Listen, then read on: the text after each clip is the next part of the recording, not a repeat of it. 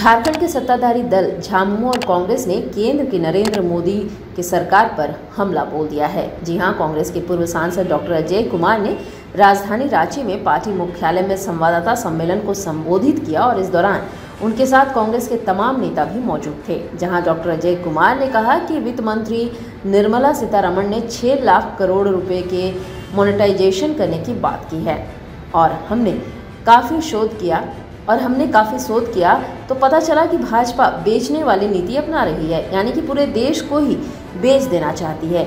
Monetization का अंग्रेजी शब्द सुनाकर लोगों को भ्रमित करना बंद करें, सीधे सीधे बोलें कि हम देश को बेच रहे हैं। इस दौरान उन्होंने कहा कि उत्तर प्रदेश के पूर्व मुख्यमंत्री कल्याण सिंह के शव पर रखे तिरंगे के ऊपर पार्टी का झंडा डालना गलत है और यह कानूनन जुर्म भी है।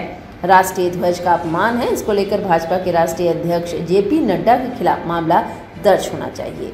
स्वागत भी की जा रही है अभी। नहीं, देखिए कोर्ट में तो वो पुराना जो सीडी वाला मामला उसमें कोई गवाह आया ही नहीं।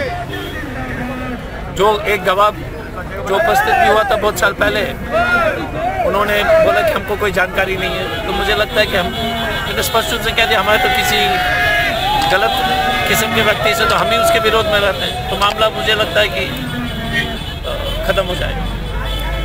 लेकिन आज मैंने 3-4 विषय पर जो है रांची में प्रेस कॉन्फ्रेंस किया था। एक तो देखिए मोदी जी देश को बेचने का प्रक्रिया शुरू कर दी।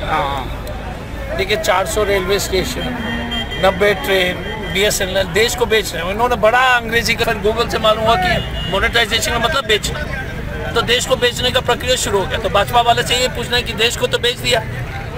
दूसरा क्या है, हमने ये मांग किया कि जो है जातीय जनगणना जो पूरी तरह से सरकार फिर से करे, 2011 का डेटा को सार्वजनिक करे, क्योंकि उससे क्या है कि सरकार की योजनाएं जो है वो सही गरीब के हाथ में पहुंचेगा। जब आंकड़े ही नहीं तो फिर आप कैसे सुविधा देंगे।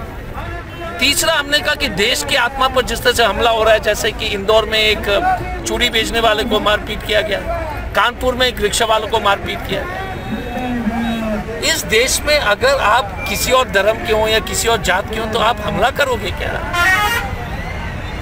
ये देश की आत्मा के साथ भाजपा। चौथा, कल्याण सिंह जी के अंतिम ऊपर, नड्डा जी के ऊपर कि इन्होंने राष्ट्रीय ध्वज का अपमानित किया है, कि बीजेपी अपने झंडा को राष्ट्रीय ध्वज के ऊपर समझती है, तो इसके ऊपर कार्रवाई होनी चाहिए। तो सबसे असली देशद्रोही वाली पार्टी भारतीय जनता पार्टी। देखिए पप्पू जी जो हैं आज वहाँ पे बहुत बहस की।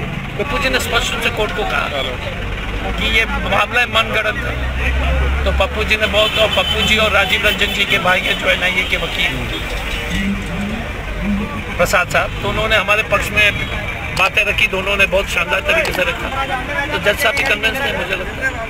और भव्य स्वागत की जा रही है।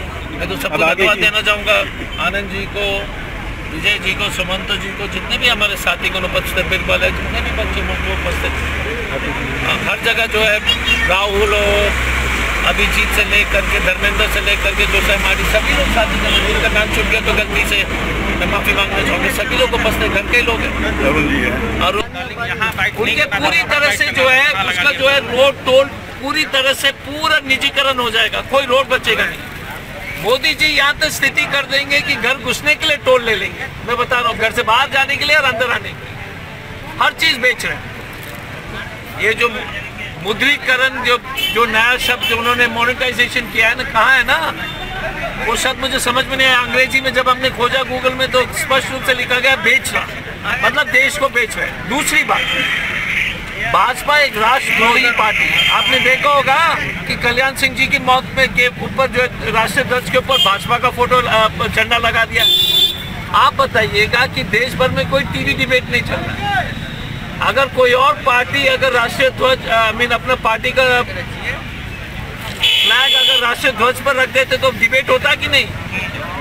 तो इनके लिए पार्टी का झंडा राष्ट्रीय ध्वज से ऊपर है। दूसरा मामला, तीसरा मामला हमने कहा था कि इंदौर में एक चूड़ी वाला को जो है पीट करके जो है मारा गया, आपने देखा।